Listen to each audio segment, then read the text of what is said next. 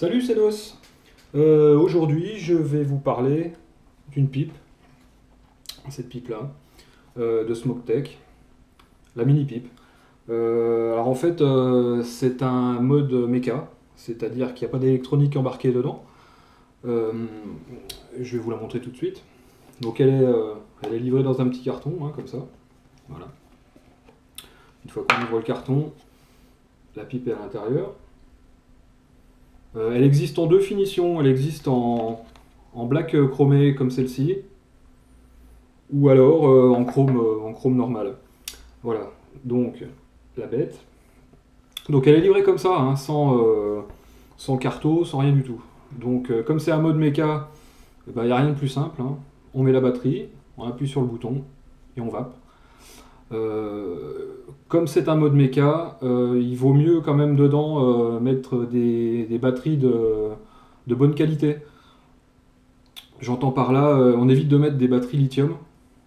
Comme on n'a pas de sécurité quand on arrive en voltage un peu trop bas, c'est pour éviter quand même que la batterie vous pète à la tête. Pas exagérer non plus, mais bon. Donc il vaut mieux mettre dedans des batteries de ce style. Donc on pourra mettre que ces batteries-là devant, cette taille-là, hein.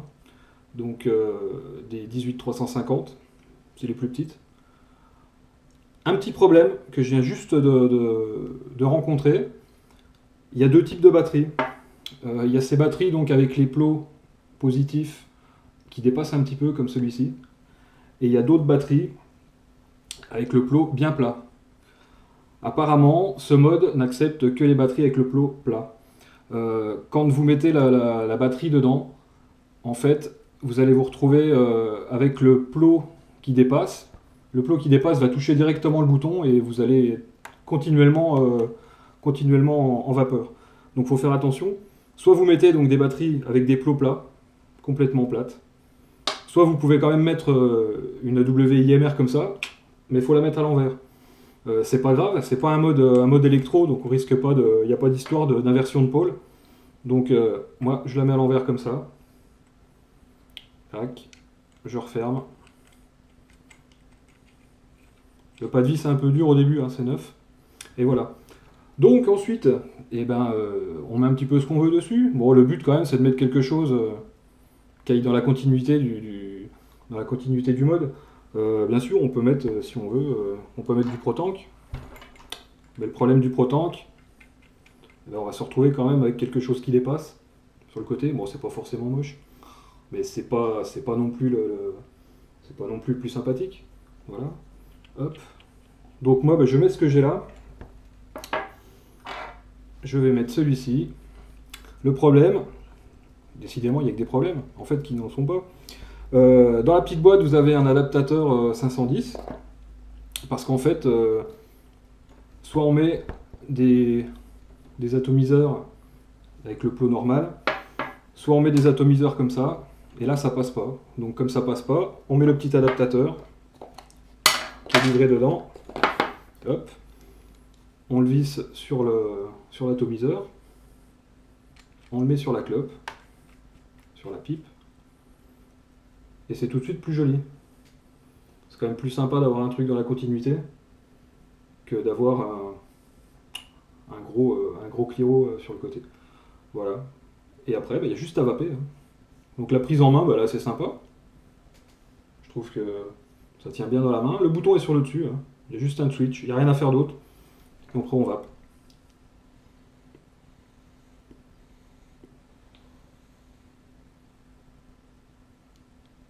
Voilà. Rien à régler. Donc je ne vais pas pouvoir vous dire combien elle envoie de watts ou de volts. Parce que c'est pas mon rayon. Mais par contre, ça fait une bonne vapeur, hein. Ça c'est sympa. Je pense que c'est encore plus sympa si on vape en dry avec un carto. Parce que ça sera encore. Je pense que ça sera encore mieux adapté. Enfin bon, voilà quoi.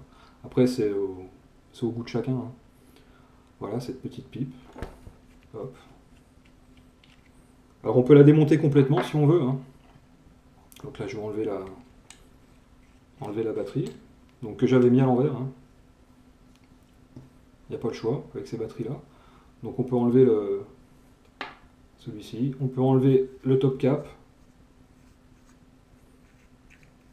Une fois qu'on a enlevé le top cap, avec la petite partie en téflon à l'intérieur, on a accès directement au bouton, donc on peut démonter, enlever le ressort. Bon, ça sert pas à grand chose, hein. À la rigueur, même si vous ne voulez pas retourner les batteries, si vous voulez les laisser dans le bon sens, bah, c'est possible. Il suffira juste de limer un tout petit coup le connecteur qui est à l'intérieur. Bon, je suis pas fan, hein. Je suis pas fan de commencer à démonter, à limer tout ça, vu qu'il y a juste à retourner la batterie et qu'en fait, bah, le problème est réglé, hein. Donc voilà. Hop, je remets la batterie à l'envers. Je visse le tout.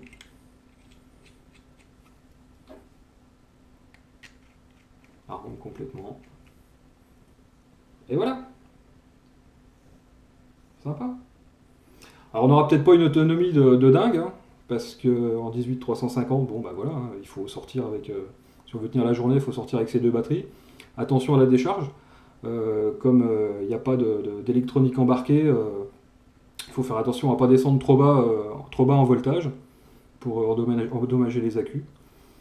Et puis voilà, c'est fini. Merci à vous, à bientôt.